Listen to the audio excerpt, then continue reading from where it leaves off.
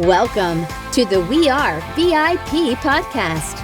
Each week, your host, Casey Hasten, Director of Recruiting at VIP, will bring you valuable insights from thought leaders, introduce you to incredible companies, and bring you tips for landing your dream job from our team of executive recruiters at VIP. And now, Casey Hasten.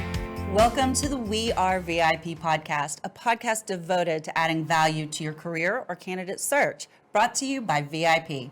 I'm your host, Casey Hasten, Executive Recruiter, Director of Recruiting with VIP, and your all-around hiring guru. And today I am super excited because we have with us the voice that you're very familiar with. She does all of our intros and outros for the podcast. And so I want to welcome Melanie Murphy to the show today, voice actor and keynote speaker.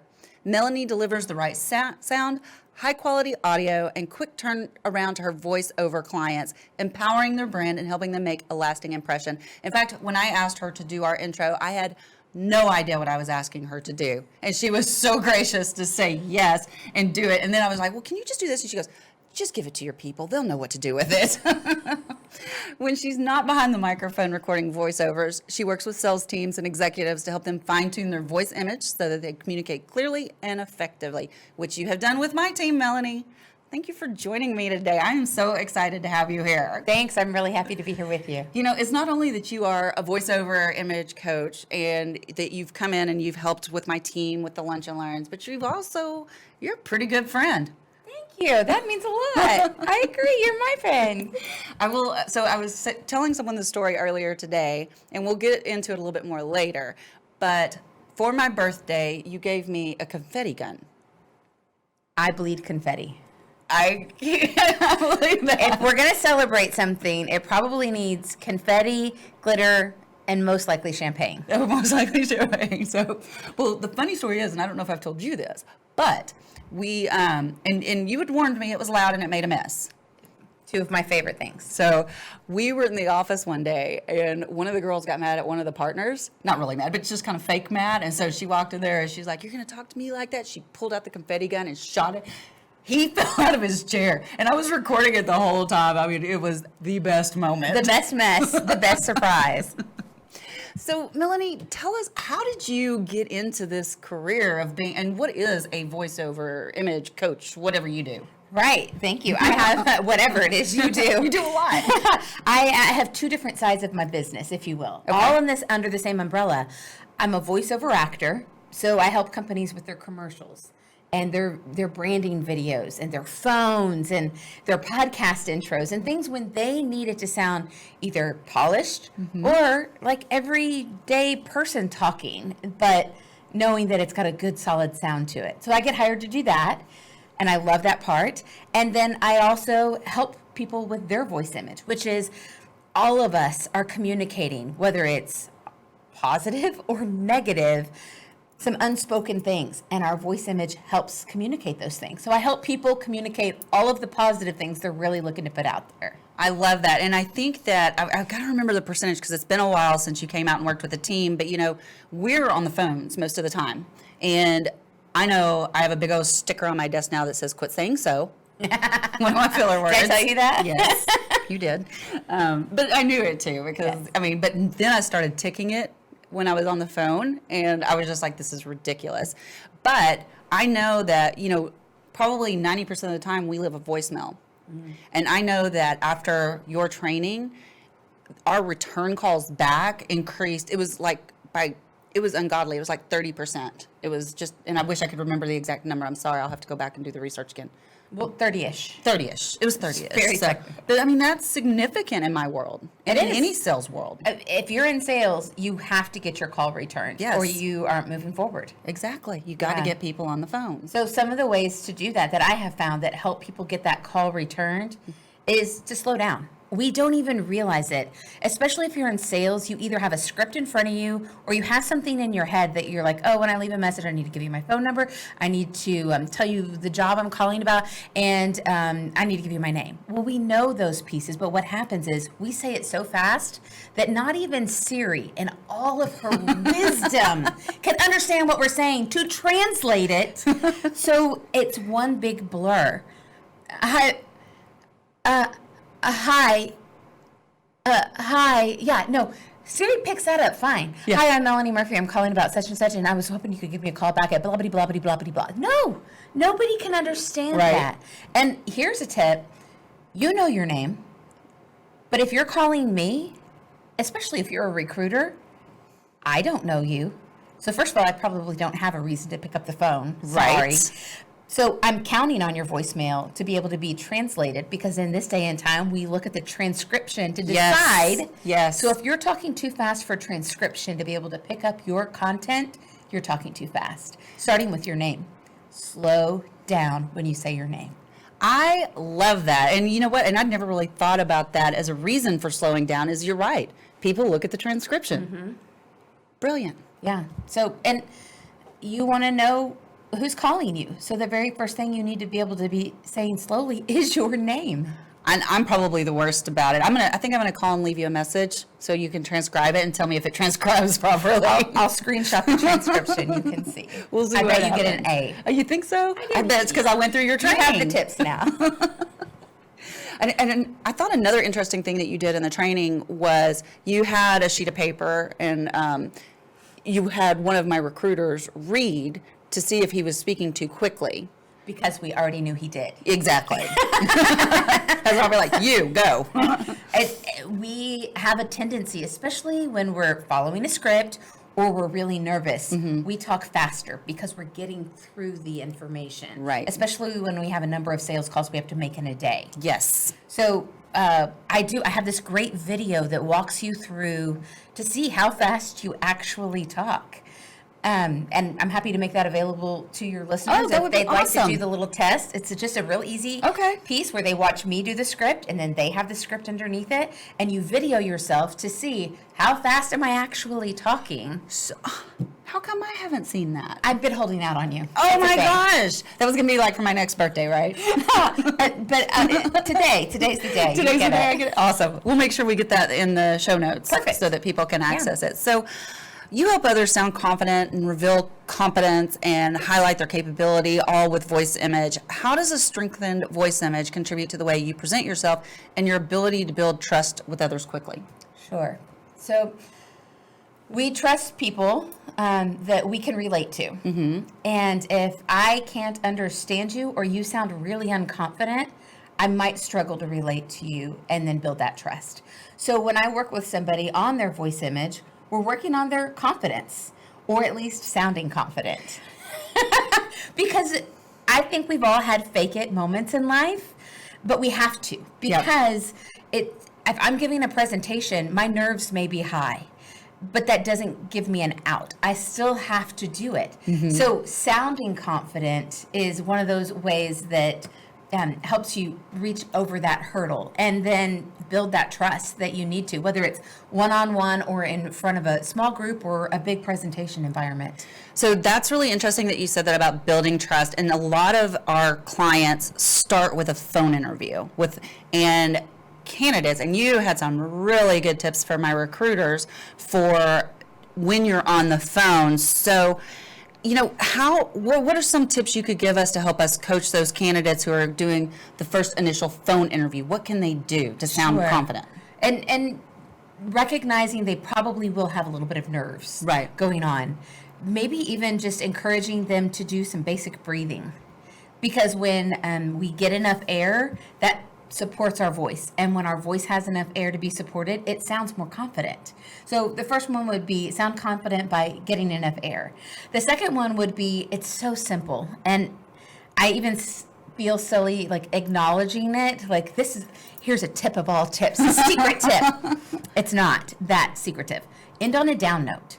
When we get nervous, our vocal cues tend to go up, especially when we're answering questions that we hope are the correct answers. Right. So we're answering these questions like, right? We hope it's the right answer. So end on a down note will help you sound more confident. Instead of saying like, my track record is to get 30 calls returned within 24 hours, is within 24 hours.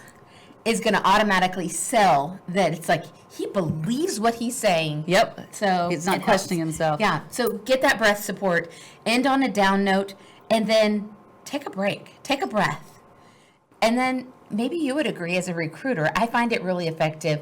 Don't be afraid to ask a question. Like return the volley so that I'm fully engaged if I'm asking you questions and you're asking me questions. Absolutely. In fact, and I've said this before on the podcast, but I want to throw this little piece of advice out there to the candidates.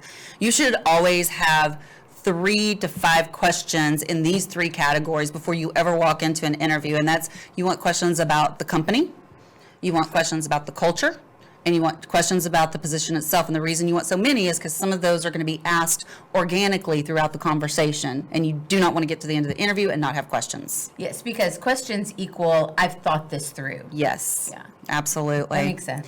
And let's talk about, you said that you need to have that breath support, and I know that you have a technique, and I'm not going to call it what I call it, but I'll call it what I call it. Okay, what you call it? I call it stand to your feet to breathe through your seat, and your seat is your butt. So it's breathe through your butt. That's what I call it. I love it. Everybody's like, it is. There's a time in my life when I was speaking for a living. My background was broadcast journalism. I had come out of that and full-time into voiceover. And I already knew that I needed help with my air. I've been a talker all my days, but I just knew I would need that support. So I worked with a speech pathologist for about a year. And as a result of working with her on breathing, we tried so many things, and I couldn't get my brain to engage with my diaphragm so that I could get that deep breath that I needed. So as a result of research after research after research and trying all these different things, it's a little embarrassing that it took me that long to figure it out. How to breathe. But it worked out because I developed a technique as a process that helps engage, where you can really feel your diaphragm when you remove just focusing on that stomach and that muscle. And so your brain and your diaphragm can engage when you use this technique, which is a fun one. It is a fun one. And I can't demonstrate. I cannot demonstrate it here. But there are some fun videos that are also totally available. G, guys. It's totally G. It's totally G. You keep your clothes on. But it is, but we'll throw that in the show notes too so that they can see it. Okay, that's awesome. Yeah, because I love that. And I'm like, I always think I'm being such a bad girl when I'm telling people, I'm like, I learned how to breathe through my butt. But that technique does actually help you engage your breathing, which when you engage your breathing, it helps calm your nerves. Yes. So before you do your next interview, breathe through your butt. Go watch the video. That's awesome. So your voice is key to how you share and convey your emotions. In high stress situations, like going to ask for a raise or, having to, settling a dispute with a coworker, how can you control your emotions to ensure that you get your point across? I think that there's 2 different things that come to mind. One, when you're caught off guard and your emotions can flare, just being sure to take just a moment to say, give me a second, and then take a couple of breaths. If you're going in and you know it's going to be a high-tense situation, especially if there's a confrontation or it feels confrontational, do the breathing. Do some breathing to allow that air to help you calm down. And then lower your voice just a little bit because that will cause somebody to lean in a little bit more. And that automatically feels just a little bit more intimate, whereas you're not barking at them. Because sometimes we have got in our mind these points that we need to cover, especially if we're offended by something and another thing. And it can come out That's like how that. I do it. Yeah, and we don't mean to throw up, but just reduce your volume. Be very aware that your volume, if you'll reduce it a little bit, it does soften what you're saying. I just realized what my boyfriend Steve has been doing. Is Steve the master of that technique? He is the master of that technique. He gets super quiet, and I'm like, what? So, got you figured out, honey. That's funny. That's funny. So, another aspect of voice image you cover is the speed, and we talked about that. But I often interview people that do talk. So how do we get them, and I can't get a word in edgewise. I'm like waiting for them to breathe so that I can interrupt. And that doesn't create a good impression. So what advice would you have for them? That they're just too talkative? Yes. That question. being sure to ask a question. Okay. Helping them learn that your answer matters. Yes. We want you to communicate, but then probably halfway through, ask a question. And then that's gonna automatically cut you off. So just recognize you're gonna talk, you're gonna give your answer, and then you're gonna ask a question so that it goes back to the other person. Wouldn't you think that that might help a conversation move along? I think it would help it tremendously. But so when I'm talking to candidates, I just had one the other day that literally we're in the interview, and I say the other day, it's been a while, but not anyway. We're in the interview, and this person is talking and talking, and I'm seriously about to go to sleep. I'm so checked out of this conversation. And they're probably nervous. That's probably part I of it. don't think so. Oh, they're just a talker. Yeah. So what would you say to that person to, and this was Shut an older up. person. No, I'm just kidding. I've thought about that sometimes. I'm like, That's not appropriate. please breathe. Please breathe so I can get a word in edgewise. Are you coaching them? Like they're going to be interviewed by somebody else? So I it's do. appropriate for you to offer them information. I absolutely do coach them, and I want them to know, just like you said, but I think that's great that you ask them a question, or that you can, but it's that initial conversation trying to get the word in edgewise. So I know that as a recruiter, you're looking for information to be offered. Like you don't want just yes or no answers. But perhaps encouraging them, I need you to give half the information you would typically give, as concise as possible, and then ask a question, or just say, of course, that story goes on if you ever wanted to know more. Help them. Oh, I like that. Help them figure out ways to be more concise. Like, now I have a long-winded version, but I'm going to give you the short version. So if you need more on that, you just let me know. That's really good. And I think that it's important. I had an interview earlier this week that it's important to establish that rapport, and we do that with the way that we communicate with our voice, right? And I had a candidate that was immediately, picking up on what was important to me because of the inflection of my voice, and started asking me questions about that. And I was like, I like this kid. I immediately did. And, we went a long way, and I have no problem standing up in front of my client and championing him now. Nice. So let's talk a little bit about some of your keynote speaking engagements. I know that you did one on networking. I do. I have a course that I've developed called the Networking Advantage. I work in a creative field as a voice actor. You don't probably go to a networking event and meet many voice talent. But I realized I'm not the only person in the creative field, and they struggle. We struggle sometimes to communicate what it is that we do in this creative realm, and how do you meet somebody's need in that. So I developed a course called the Networking Advantage, and it's specifically for freelancers that are in creative fields.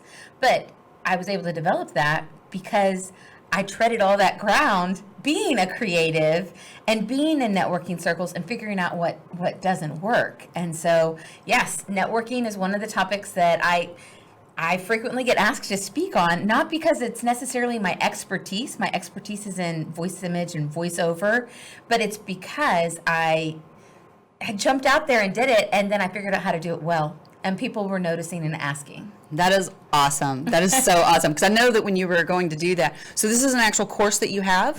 It is. Is it online as well? It is. And it's almost done. It's literally being uploaded. I know, right? Wow. By the time people watch this, I bet it'll be up.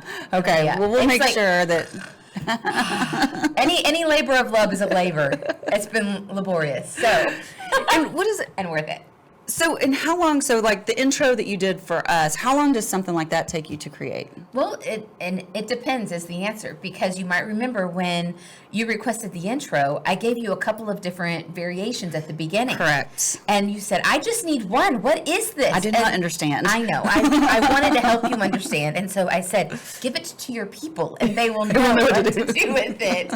And it was so that they could have options. So an intro and outros is pretty brief, but I do a ton of educational training, and that takes a lot longer. I'm in the booth. Compliance training. Oh. Shoot me. It's hard for you to listen to. It's not hard for me to voice, but I recognize the whole point of me being paid to do it is so that it's engaging. Yeah. So that you don't fall asleep in the middle of it. A great fake snore. I think I learned that from Sesame Street. That's awesome. Anyway, so it just depends is the answer. Okay. If it's a commercial, for instance, I was hired by Samsung to do a video, and the content itself is 90 seconds. I was in studio for 2 hours because they want to be able to go all the way through it, and then they want 3 variations of this line, and then 3 variations of this, and then so it takes time. But that's all of what we do as a business. We want to be communicated and represented the best we can. Yeah. Just like I'm helping people with voice image and being hired to be somebody's brand voice, they want to make sure it truly represents them. Well, you did a great job representing Well, our thank brand you. voice. I was so proud of it. So, and kind of going back to, being an MC, and I know you MC a lot at our Success North Dallas that we both belong to, but in Keynote Speaker, you know a thing or two about public speaking, I think, because you've done it for a while.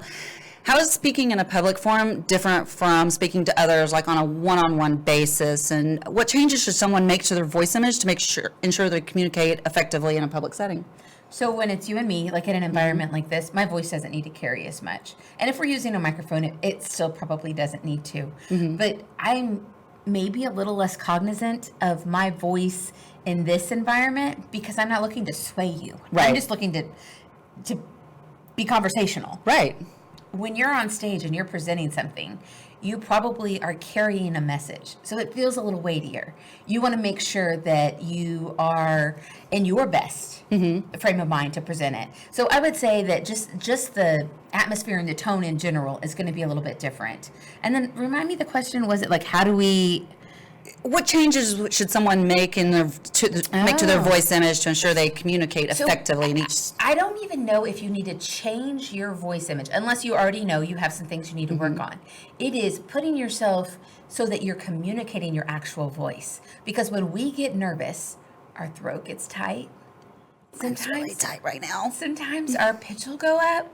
And there's times when I've heard myself and I'm like, who was that timid 7th grader? She sounds so incapable. It was me. It was me nervous. So learning how to relax my voice, doing some breathing before I go on stage, stretching my body so that I'm ready to go, and then dropping my voice just a little bit within my range. Right. I mean, we're not trying to convince anybody that I'm not me. We just want it to be me instead of me.